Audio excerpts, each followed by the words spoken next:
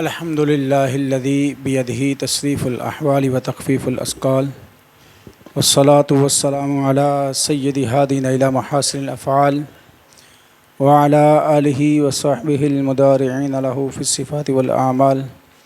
أما بعد، فأعوذ بالله من الشيطان الرجيم. بسم الله الرحمن الرحيم. إن الذين يحبون أن تشيع الفاحشة في الذين آمنوا لهم عذاب عليم في الدنيا والآخرة. آمنت بالله صدق الله مولانا العظيم وصدق رسوله النبي الكريم الأمين. إن الله وملائكته يصلون على النبي يا أيها الذين آمنوا صلوا عليه وسلموا تسلیما. بآواز بلند پڑھ لیجئے. الصلاة والسلام علیک یا سیدی یا رسول اللہ وعلی آلک و اصحابک یا حبیب اللہ. الصلاة والسلام علیک یا سیدی یا محبوب رب العالمین وعلی آلک و اصحابک یا خاتم النبیین. مولایا صلی وسلم دائما ابدا علی حبیبک خیر الخلق کلہم یا صاحب الجمال و یا سید البشر من وجهک المنیر لقد نور القمر لا يمكن الثناء كما كان حقه. بعد از خدا بزرگ تو ایک قصہ مختصر. بلغ العلا بکمالہ کشف الدجا بجمالہ حسنت جمیع خصالہ صلوا علیہ وآلہ. اللہ تعالیٰ کی حمد و ثنا کے بعد درود لامحدود سرور کائنات فخر موجودات باعث تخلیق کائنات جان کائنات بلکہ جان جہان کائنات احمد مجتبیٰ جناب محمد مصطفیٰ صلی اللہ تعالی علیہ وسلم کی بارگاہ میں ہدیہ درود و سلام کا نذرانہ پیش کرنے کے بعد، میرے سامعین و حاضرین، آپ کا یہ 28 روزہ پروقار دروس کا جو سلسلہ ہے، الحمدللہ بڑا کامیاب رہا. پچھلے سال بھی، اس سال بھی قبلہ حضرت صاحب کی کوششوں سے اور آپ لوگوں کے تعاون کے ساتھ دعا کہ اللہ رب العزت اسے تادیر قائم و دائم فرمائے، کیونکہ یہ دین سیکھنے کا ایک بڑا اچھا طریقہ ہے. پورے سال میں ہمارے پاس وقت نہیں ہوتا دین سیکھنے کا، لیکن اس ایک مہینے میں ہم کچھ وقت نکالتے ہیں، مختلف موضوعات سنتے ہیں مختلف علماء کی زبان سے، اور ہمیں کچھ چیزیں جو ہیں وہ سمجھ میں آ جاتی ہے، اور کچھ چیزیں یہ ضروری نہیں ہوتا انسان کوئی بات سنے تو کما حقو اس کو یاد ہو جائے، ایسا ممکن نہیں ہے. لیکن اگر آپ آدھا گھنٹہ 20 منٹ 25 منٹ سنتے ہیں تو اس میں سے ایک دو بات بھی اگر یاد رہ جائے تو میں سمجھتا ہوں یہ بڑے کمال کی بات ہے. اور اگر ہماری زندگی میں ایسے ہی دین سیکھا جا سکے تو کیا ہی بات ہے، کیونکہ اب ایمان اور کفر کا مقابلہ جو ہے وہ ہو رہا ہے، اور ہمیں اپنے ایمانوں کو تازہ کرنے کے لیے دین کی طرف راغب ہونا پڑے گا، اور یہ بڑا اچھا سلسلہ ہے. اللہ تعالیٰ اس کو تادیر قائم و دائم فرمائے. جو حضرت صاحب نے حکم فرمایا تھا موضوع کے حوالے سے، آج کا جو میرا موضوع ہے وہ ہے الحیاء من الایمان. حیا ایمان کا حصہ ہے. بعض جگہ ایسی ہوتی ہیں جہاں پر ہم لوگ جو ہیں ہمیں یہ چیز ضروری ہوتی ہے کہ ہم حیا کریں، لیکن ہم جو ہے بڑے تم تراک کے ساتھ فحش اور بے حیائی کے کام کرتے ہیں. اور بعض جگہ ایسی ہوتی ہیں جہاں پر ہمیں ضرورت نہیں ہوتی حیا کرنے کی، ہمیں جو ہے وہ بے باکی سے وزاداری سے کام لینا چاہیے، لیکن ہوتا کیا ہے کہ ہم وہاں پر شرم حیا کا جو ہے وہ لبادہ اوڑھ کر وہ بھی کام چھوڑ دیتے ہیں. لیکن ہونا یہ چاہیے کہ جہاں پر وزاداری کی ضرورت ہے وہاں پر وزاداری کرنی چاہیے، اور جہاں پر تھوڑی سی لحاظ کی ضرورت ہے ہمیں وہ بھی کرنا چاہیے. کیونکہ اہل کفر جو ہے نا وہ اب اس بات پر امڑ آیا ہے کہ ہم نے مسلمانوں کو بے حیائی کی طرف ابھارنا ہے، مختلف جو ہے وہ شعبہ جات کو پھیلا کر، میڈیا کو پھیلا کر یا دوسری چیزوں کو پھیلا کر ہم نے مسلمانوں کو بے حیا کر دینا ہے۔ جب انہوں نے کمر بستہ جو ہے وہ کمر کس لی ہے کہ ہم نے مسلمانوں کو بے حیائی کی طرف ابھارنا ہے، تو ہم مسلمان جو ہے اس بات پر کمر بستہ کیوں نہیں ہوتے کہ ہم نے حیا کو عام کرنا ہے؟ یہ ہمیں سوچنے کی ضرورت ہے۔ حیا پر نبی اکرم صلی اللہ تعالیٰ علیہ وسلم کی مختلف احادیث مبارکہ موجود ہے، اور اسی پر جو میں نے آیا مبارکہ تلاوت کرنے کا شرف حاصل کیا، اللہ رب العزت نے قرآن میں ارشاد فرمایا کہ ان الذین یحبون ان تشیع الفاحشہ، کہ وہ لوگ پسند کرتے ہیں فحاشت کو پھیلانے میں، ان تشیع الفاحشہ، فحاشت کو پھیلانے میں پسند کرتے ہیں۔ کس میں؟ فی الذین آمنوا، مسلمانوں میں، مومنین میں، ایمان والوں میں۔ وہ چاہتے ہیں کہ فحاشت پھیل جائے۔ لہم عذاب علیم، ان کے لیے دردناک عذاب ہے، اور عذاب کے لیے قیامت تک کا انتظار نہیں کیا جائے گا کہ قیامت آئے گی تو انہیں عذاب ملے گا، بلکہ فرمایا فی الدنیا والآخرہ، دنیا میں بھی ان کے لیے عذاب ہے، آخرت میں بھی ان کے لیے عذاب ہے۔ جو لوگ برائی پھیلانے کی کوشش کریں، اس کو پسند کرتے ہیں۔ ہمارا یہ رجحان ہو چکا ہے، ہمارا مسلمانوں کا بھی۔ ہم چند دوست بیٹھے ہوں نا آپس میں، تو بے حیائی کی بات کرنے میں ہمیں قطعاً کبھی کوئی جو ہے وہ جھجک محسوس نہیں ہوتی۔ ہم جو ہے وہ ایسے ہی بے باکی کے ساتھ کوئی نہ کوئی لفظ بول دیتے ہیں، شرم و حیا کا دامن چھوڑ دیتے ہیں۔ بس اوقات تو ایسا ہوتا ہے ہم اپنے گھروں میں بھی اس بات کا لحاظ نہیں کرتے، اپنے بزرگوں کے ساتھ بھی۔ وہ اپنے کئی لوگ میں نے دیکھے اپنے دادا کے ساتھ مذاق کر رہے ہوتے ہیں، سفید داڑھی والوں کے ساتھ، جن کی حیا میرا رب بھی کرتا ہے، میرا رب بھی ان کے سب سے زیادہ غنی تو رب ہے نا، سب سے زیادہ بے پرواہ تو میرا رب ہے۔ لیکن جب رب فرماتا ہے، جب جو ہے وہ بزرگ آدمی مر کر قبر میں آتا ہے نا سفید داڑھی والا، تو فرشتے اس سے حساب لیتے ہیں، تو میرا رب فرماتا ہے اسے چھوڑ دو، اسے چھوڑ دو، اس پر سختی نہ کرو، کیونکہ اس کے سفید بالوں کی مجھے حیا آتی ہے۔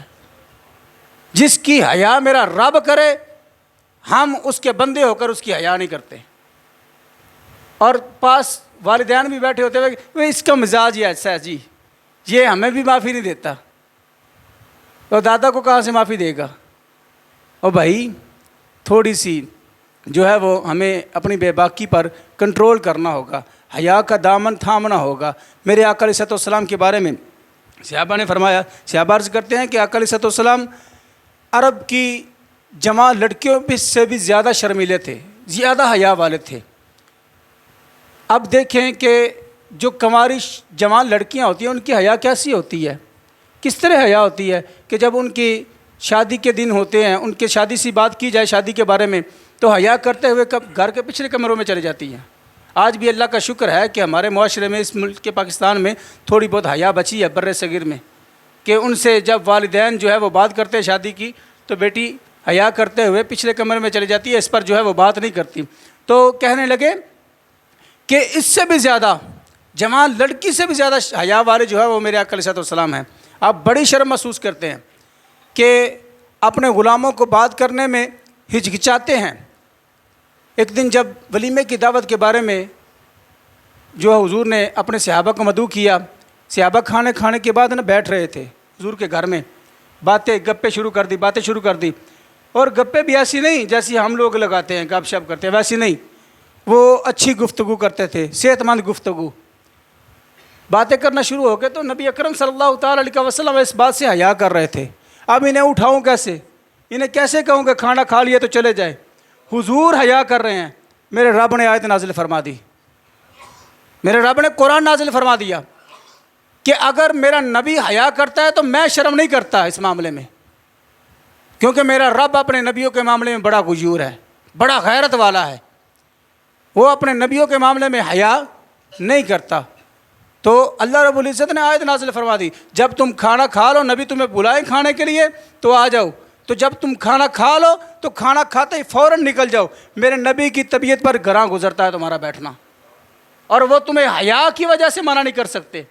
انہیں حیا آتی ہے اپنے غلاموں سے.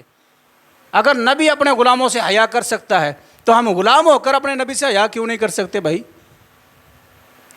حیا دین کا ایک بڑا اہم حصہ ہے، بلکہ یہاں تک کہہ سکتے ہیں کہ حیا ایمان ہی ہے، بغیر اس کے ایمان ہے ہی نہیں. کیوں؟ کیونکہ حیا کے لیے ایمان کا ہونا ضروری ہے، اور ایمان کے لیے حیا کا ہونا ضروری ہے. ایمان نہ ہو تو حیا نہیں ہوتی، ایمان ہو تو حیا ہوتی ہے. یہ دونوں لازم و ملزوم ہیں.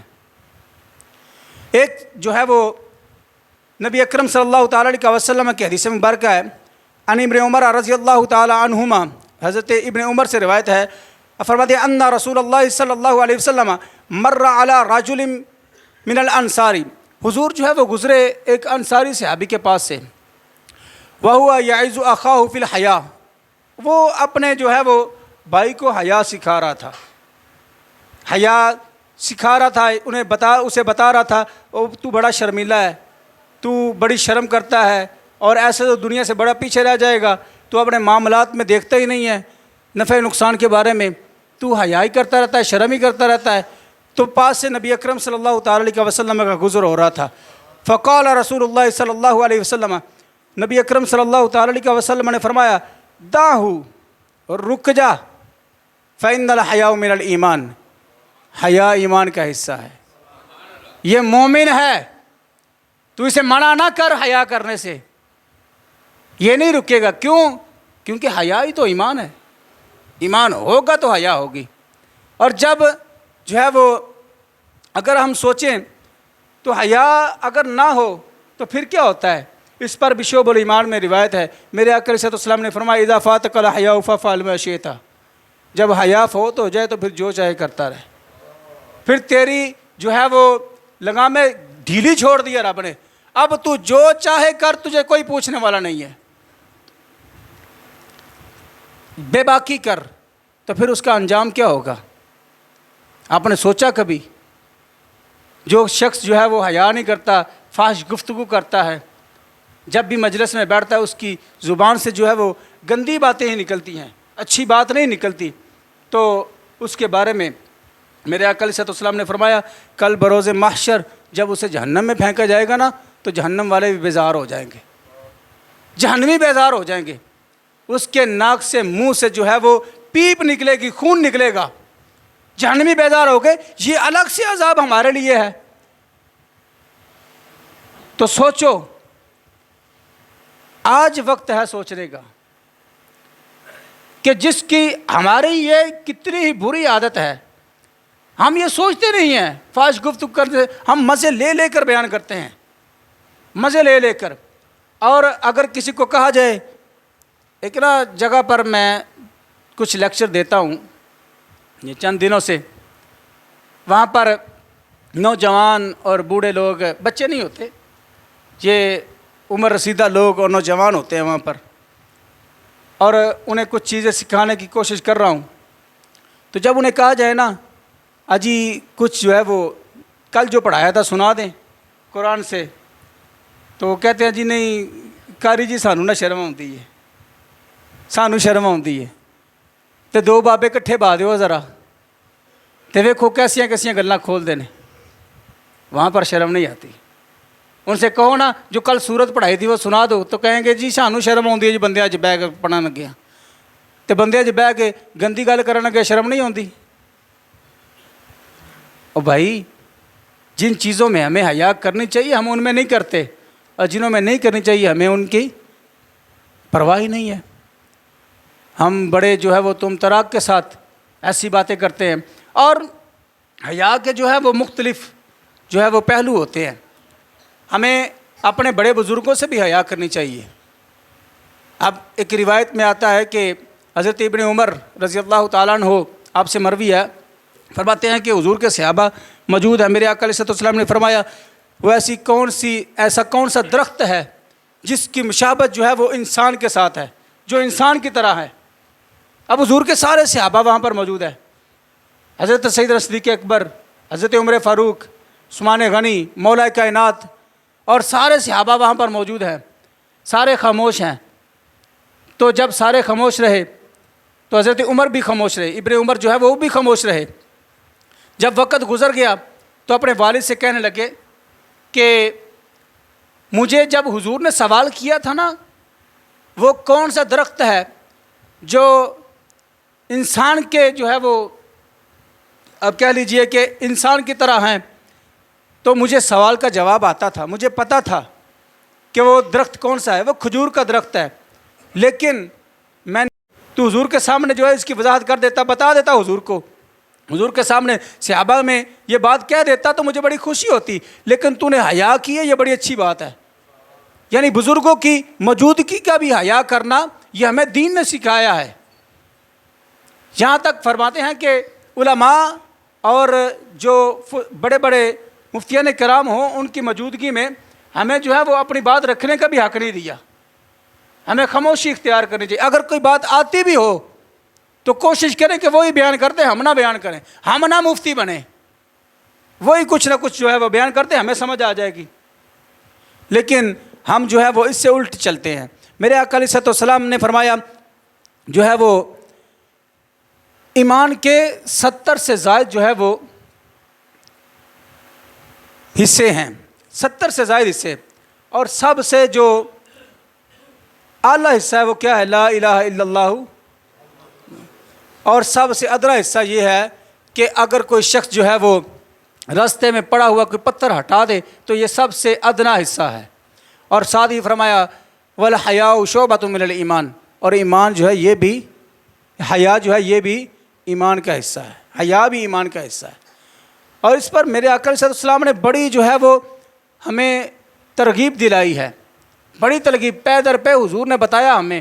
اور حضور کی ساری زندگی اگر ہم دیکھتے ہیں نا تو اس میں ہمیں مختلف چیزیں ملتی ہیں کہ ہم جو ہے حضور نے مختلف جگہوں پر اس کا خیال کیا ہے، لیکن ہم لوگ نہیں خیال کرتے۔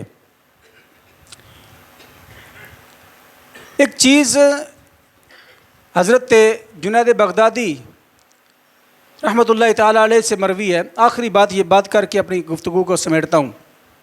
آپ فرماتے ہیں بندے کو دیکھنا ہو نہ سوچنا ہو کہ حیا کیا ہے، سب سے بڑی مثال اس کی انہوں نے بیان کی ہے۔ فرماتے ہیں کہ بندہ ایک طرف اپنے رب کے جو انعامات ہیں ان سب کو ایک طرف ایک لسٹ بنا لے، حالانکہ رب فرماتا ہے وَإِن تَعُدُّوا نِعْمَتَ اللَّهِ لَا تُحْصُوهَا، میری نعمتوں کو شمار نہیں کیا جا سکتا، لیکن جو اس کی عقل میں آئے، جو عقل کے مطابق آنکھ ہے، کان ہے، زبان ہے، اچھی خوبصورت جو ہے وہ انسان نو جو اللہ رب العزت نے عطا کی ہے، یہ ساری چیزیں ایک سائڈ پہ رکھے اور دوسری سائڈ پر اپنے گناہوں کو رکھے، دوسری لسٹ اپنے گناہوں کی رکھے اور بیان کرتا جائے یہ میرے رب کا انعام ہے، یہ اس کی نعمت ہے، یہ میرا گناہ ہے، یہ اس کی نعمت ہے، یہ میرا گناہ ہے، اپنے گناہوں کو ساتھ ساتھ شمار کرتا جائے، ساتھ ساتھ اس کی نعمتوں کو شمار کرتا جائے۔ فرماتے ہیں ان دونوں کے درمیان جو کیفیت پیدا ہو اس کیفیت کا نام حیا ہے، اس کیفیت کا نام ہے حیا۔ تو ہمیں جو ہے وہ رب سے بھی حیا کرنی چاہیے اور ہمیں بڑے بزرگوں سے بھی حیا کرنی چاہیے۔ جب رب ہمارا حیا کرتا ہے، نبی اکرم صلی اللہ تعالیٰ علیہ وسلم حیا کرتے ہیں اور ہم جو ہے وہ اس کا بالکل بھی خیال نہیں کرتے۔ حضور کے صحابہ جس طرح حضور نے اس چیز کو اپنایا ہے نا، حضور کے صحابہ نے بھی اپنایا ہے۔ حضور کے صحابی خلیفہ ثالث حضرت عثمان بن عفان رضی اللہ تعالیٰ عنہ، آپ کے بارے میں آتا ہے کہ آپ جب غسل کرتے تو بند واش روم میں بھی آپ جو ہے وہ تہبند باندھ کر غسل کرتے۔ کسی نے کہا عثمان باہر تو لوگ دیکھتے ہیں، وہاں پر تو غسل خانے میں تو چھت ہوتی ہے، دیواریں ہوتی ہے، تو وہاں پر بھی تہبند باندھ کے کہتا ہے کہ وہاں پر تو لوگ تو نہیں دیکھتے۔ تو حضرت عثمان فرمانے لگے وہاں پر لوگ تو نہیں دیکھتے لیکن رب تو دیکھتا ہے نا، رب تو دیکھتا ہے نا، مجھے اب سے اپنے رب سے حیا آتی ہے۔ اور آج ہمارا حال کیا ہے؟ ایسی چیزیں ہم معاشرے میں دیکھتے ہیں کہ اللہ اکبر، اللہ ہم سب کو محفوظ فرمائے، ہم سب کو محفوظ فرمائے کہ ہم نے وہ لوگ اکیلے میں بھی حیا کرتے ہیں، ہم لوگ مجلسوں میں بیٹھ کر حیا نہیں کرتے، اور جو اکیلے میں حیا کرتے ہیں پھر اس کا عالم کیا ہے۔ میرے آقا علیہ السلام نے، حضور کی طبیعت تھوڑی سی گراں تھی، تو حضور نے اماں جی کو فرمایا کہ کسی کو بلاؤ، میں اس کے ساتھ بات کرنا چاہتا ہوں۔ تو اماں جی فرماتی ہیں اپنے ابا کو بلاؤں، حضرت سیدنا صدیق اکبر کو؟ فرمایا نہیں۔ پھر فرمایا اچھا، حضرت حفصہ بولی کیا میں جو ہے وہ اپنے ابا کو بلاؤں، حضرت عمر کو؟ فرمایا نہیں، عثمان کو بلا لو، عثمان کو بلا لو۔ کہتے ہیں کہ حضور ایسے ہی بیٹھے ہوئے تھے، ایسے ہی۔ یہ مختلف دو روایات ہیں، آپ لوگ سوچ رہے ہوں گے کہ ایک روایت تو وہ ہے نا کہ حضور لیٹے ہیں، پنڈلیوں سے کپڑا اٹھا ہوا ہے، تو سیدنا صدیق اکبر آئے تو حضور اسی حالت میں بیٹھ رہے، اور پھر جو ہے عمر آئے تو ویسی حالت میں بیٹھ رہے۔ یہ بھی اماں جی سے روایت ہے۔ پھر تھوڑا وقت گزرا تو حضرت عثمان آئے، تو حضور نے پہلے دونوں کو ایسے ہی اجازت دے دی تھی، اب آ جائیے، ایسی حالت میں بیٹھ رہے۔ جب حضرت عثمان آئے تو حضور پہلے سیدھے ہوئے، اپنے تہبند کو نیچے کیا، پھر فرمایا آ جاؤ عثمان، اور بات کی۔ جب چلے گئے تو اماں جی عرض کرنے لگی حضور یہ کیا معاملہ ہے، پہلے دو آئے آپ ایسے ہی بیٹھ رہے ہیں، اب عثمان آئے ہیں تو آپ نے اپنی پنڈلیاں جو ہے وہ ڈھانپ لی ہیں تہبند کے ساتھ۔ تو فرماتے ہیں جس کی فرشتے بھی حیا کرے میں محمد اس کی حیا کیوں نہ کروں۔ یہ ہے۔ ایک دوسری روایت بھی یہی ہے، ایسی ملتی جلتی الفاظ کے ساتھ ہے کہ جب عثمان آئے تو حضور جو ہے وہ اپنے آپ کو سمیٹ کر بیٹھ گئے، اور سیم الفاظ کے ساتھ کہ جس کی فرشتے حیا کرے اس کی میں حیا کیوں نہ کروں۔ کہ وجہ کیا ہے، فرشتے اس کی حیا کیوں کرتے ہیں؟ کیونکہ وہ اپنے رب کی حیا کرتا ہے۔ آج ہم جو ہے ہماری حیا فرشتے کیوں نہیں کرتے؟ اور فرشتے تو چھوڑو، ہماری بچے ہی ہماری حیا نہیں کرتے۔ وجہ کیا ہے؟ اپنے پیر پر کلہاڑی ہم نے خود ہی ماری ہے۔ جب ہم بات کرنے میں ہچکچاتے نہیں ہیں تو بچے سوچتے ہیں کہ شاید یہ کام اچھا ہے۔ ہم نے ان کی تربیت کرنے کے لیے ٹیچر تو رکھے ہیں، لیکن بچوں کی تربیت کا جو سب سے زیادہ معیار ہے نا وہ اس کے والدین ہوتے ہیں۔ جیسا اس کے سامنے بن کر دکھاؤ گے بچے ویسے اپنے آپ کو اپنائیں گے۔ ہم نے ان کے سامنے بیان کرنی ہے نا چیزیں کہ فلانا ہیرو ایسا ہے، فلانا جو ہے وہ شخص ایسا ہے، فلانا ایسا ہے، تو پھر بچہ ویسے ہی بننا پسند کرتا ہے۔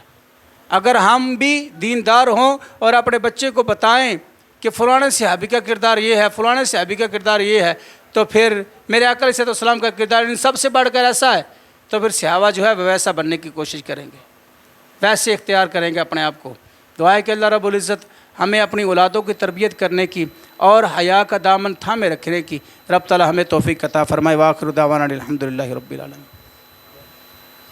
اللہم صلی علی سیدنا و مولانا محمد وعلی آل سیدنا و مولانا محمد وبارک وسلم وصلی علیہ۔ اللہم ربنا آتنا فی الدنیا حسنۃ وفی الآخرۃ حسنۃ وقنا عذاب النار وادخلنا الجنۃ مع الابرار یا عزیز و یا غفار۔ اے مالک مولا، ہمارا یہاں پر بیٹھ کر ذکر کرنا اپنی بارگاہ میں قبول فرما، ہماری نماز کو، ہمارے روزوں کو اپنی بارگاہ میں قبول فرما۔ اس میں یہ جو ذکر اذکار ہوا یہاں پر مولا واعظ و نصیحت ہوئی، اس میں جہاں بھی غلطی کوتاہی ہوگی اپنے پیارے حبیب صلی اللہ تعالی علیہ وسلم سے معاف فرما۔ مالک مولا جو اس میں اچھی سی باتیں ہیں ہمیں اس پر عمل کرنے کی توفیق عطا فرما۔ بیمار ہیں انہیں صحت کاملہ عاجلہ نافع عطا فرما۔ اس رمضان شریف کی برکت سے مولا ہم سب کے حال پر اپنا رحم و کرم نازل فرما، ہمیں زیادہ سے زیادہ نیک عمل کرنے کی توفیق عطا فرما، گناہوں سے بچنے کی توفیق عطا فرما۔ مولا جس طرح ہم اپنی زندگیوں کو رمضان میں گزارتے ہیں ہمیں پورا سال ایسے اپنی زندگیوں کو گزارنے کی توفیق عطا فرما۔ ربنا تقبل منا انک انت السمیع العلیم وتب علینا یا مولانا انک انت التواب الرحیم۔ وصلی اللہ تعالی علی حبیبہ محمد وآلہ واصحابہ اجمعین برحمتہ۔